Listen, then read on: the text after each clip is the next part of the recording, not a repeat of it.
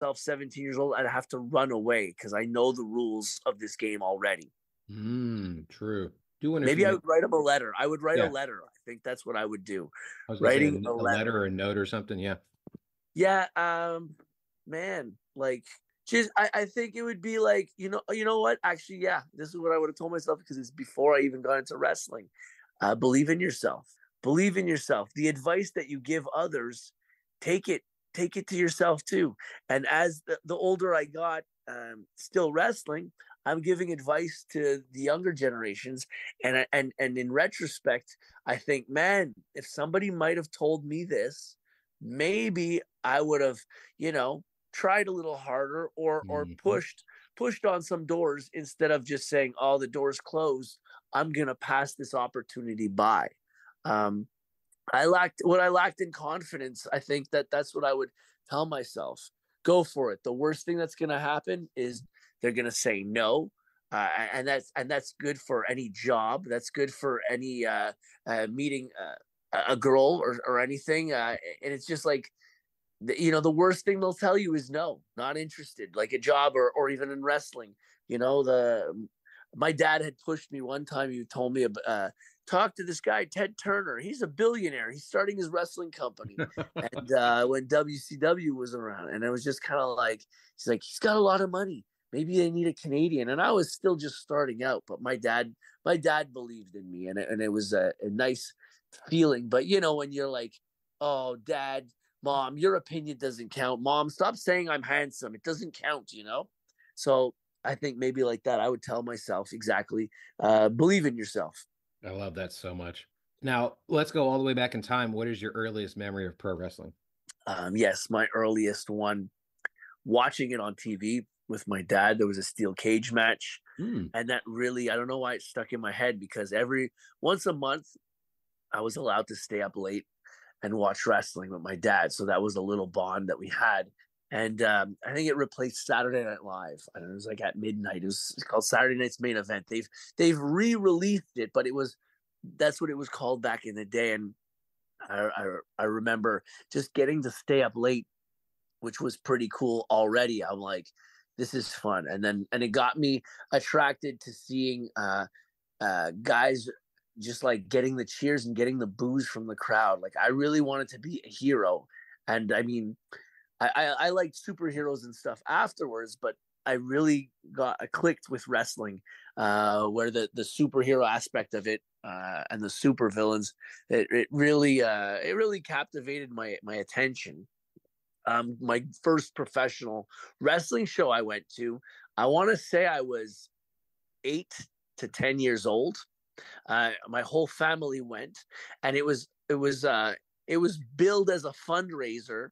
My sister had spina bifida and she was in a wheelchair, so they Hmm. were raising money for a telethon for like just something that was more local. And it was like raising money for the disabled, for the handicapped, and so we were there to assist the show. Um, and this is something that I found out years later, being in the wrestling business, that they never did give the check. Which it's how it came full circle that finally, when I was in wrestling, to hear through the grapevine from other wrestlers that guy was a shifty promoter.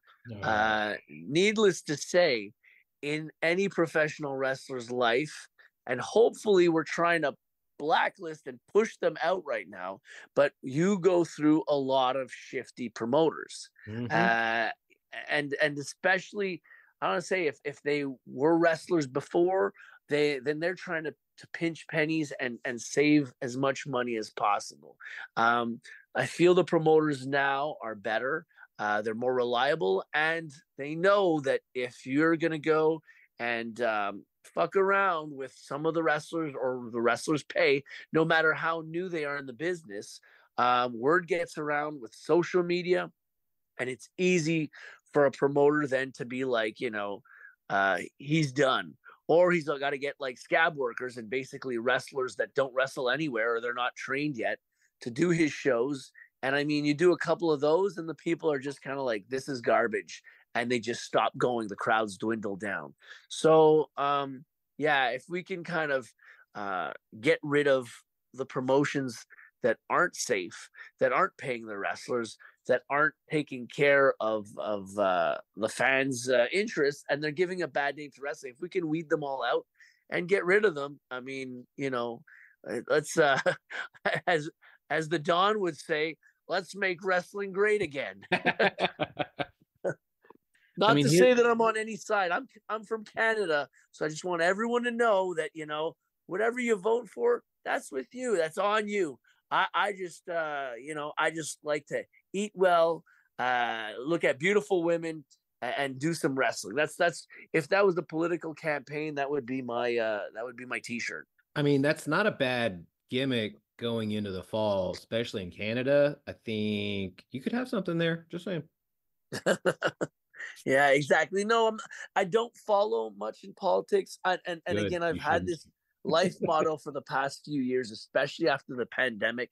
It's just be positive, make people happy, and whatever you do unto others, it's going to come back to you. It's karma, and it comes full circle.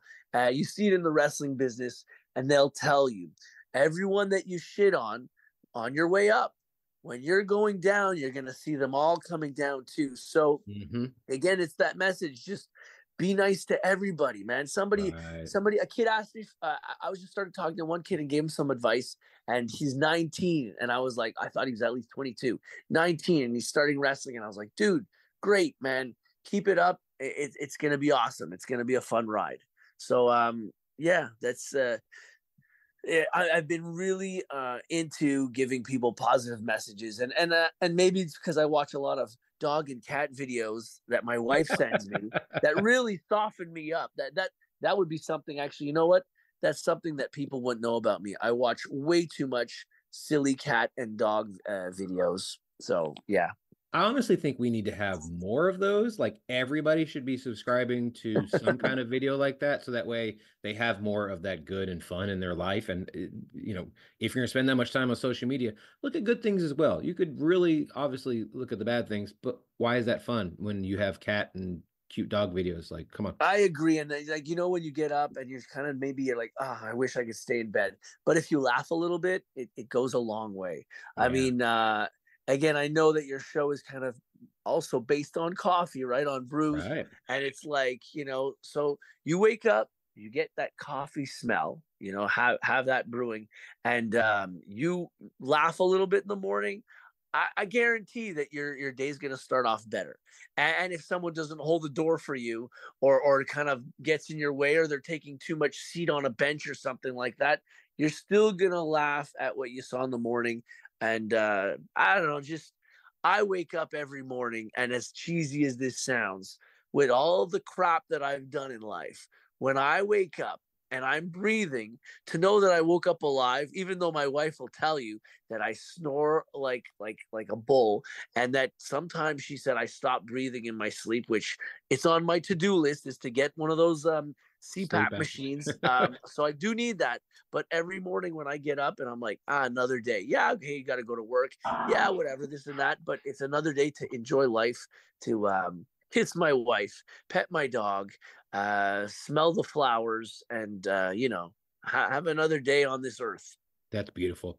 I love that that's your motto in life now, especially as you get older. And I think more people really need to open themselves up to looking at more of the positive things in life. And every morning I've done it for years now, and every time I've stopped thinking about doing it, someone will tell me how how much it motivates them. But every morning I write a quote on a whiteboard, and I'll post on social media, and people just randomly, like, especially when I have those thoughts of like, maybe I should stop doing this, they'll always message me out of the blue and be like, I really loved your messages, and I don't maybe like them or stuff, but I still I'll look at them and I get motivated. I'm like, wow, that's okay, well then I guess I got to keep doing it. I can't ever stop, and I got to do this forever. Exactly. And whenever you're in the limelight, or no matter how big or small the crowd is, and that's what social media does also, we have followings no matter how small or big. So everything that we say, it's on print afterwards. So those positive things, they do add up. And when you do, after a few days or a few weeks, when you're like, oh, I'm wasting my time doing this, that's when you'll get a positive message that'll pop Yeah. up and be like, thank you very much for doing this. And then one thing that I've been doing actually for the past year, um, again, I don't know if you were going to bring this up or not. I've been making hot sauces, and I've Oh, been yeah, I did doing see that. this. Yeah, I've been doing this with my chef. We just talked one time. We had a mutual love for wrestling, which got us to talking about other things that we love, and hot sauce was one of them. And I'd always wanted to do something with that, dabble in it, and he had already touched in it. So this is the one thing that I do that's not for me, where we sell wrestling caps and T-shirts and stickers. That's for the wrestlers. But I said, let me try something new. Let's try something new was our idea behind this. And both myself and my chef were like, let's raise money. We'll pay for the bottles, we'll pay for the labels, and we'll pay for the ingredients. But 100% of the profits, anything that goes over that, we'll raise it and give it to charities. So every time we'd get $500 raised, we would give it to a charity, a different charity. So far, we've raised 1,500. We've given to 3 charities, and we're working on our 4th now, which after a couple more hundred, will be there. So it's something that started with a funny little idea, and we're already going to be this Sunday making our 8th batch of sauces, and we make about between 62 to 70 bottles each batch. So when you count all the numbers of bottles that we sold, and we make it's tasty and it's affordable. That's something else too. And I wanted to sell at shows, but I've been selling a lot even at work, or just, again, people messaging me and writing me, where can we meet up? I want to buy a bunch of bottles and stuff like that. So it's a little thing that started out of, we didn't know after, making the first batch of bottles that may be it or what, but people love it and they keep asking for more, and it motivates us to make new recipes and to try new things, so much that in September actually we'll even be doing we're going to be in a hot sauce festival. Awesome. We got invited and everything, and so I'm hyped. And how this person found out about it, at first I didn't know, but because so many people were sharing and tagging their friends that you got to try this sauce. And again, it's got a picture of me. My wife drew it on the bottle. I said, make sure the package is big enough here, So nice drawing of me. And it's, again, there's a little nostalgia. It's an Easter egg for those who've been a fan of me wrestling, of Sexxxy Eddy for all these years. A tribute to when I cut my artery at Tournament of Death and Combat Zone Wrestling, and the blood was squirting. And I as I squeezed my fist, the blood would jet higher, and I made the jet go in my mouth, in what became an iconic viral moment on the internet. And so we play on that on the bottle of hot sauce. I'm I'm squeezing like the bottle, or just making the sauce go up and into my mouth, so it kind of touches on that. So fans of the hot sauce won't know, but the wrestling fans will know. So, like I said, 100% of the profits go to charities. And every time we we have our big giant check that we put their name and everything. And when we give them the money, it makes me, my chef, everyone that works hard on doing this, it makes us all really happy.